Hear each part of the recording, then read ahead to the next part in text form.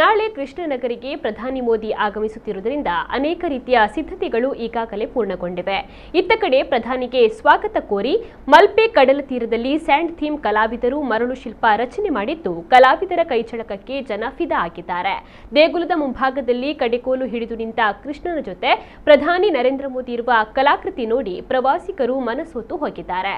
ಕಲಾವಿದ ಹರೀಶ್ ಸಾಗಾ ಮತ್ತು ತಂಡದವರಿಂದ ದಿನವಿಡೀ ಪರಿಶ್ರಮ ಪಟ್ಟು ಮಾಡಿದ ಈ ಕಲಾಕೃತಿ ಜನರನ್ನ ಆಕರ್ಷಿಸ್ತಾ ಇದೆ.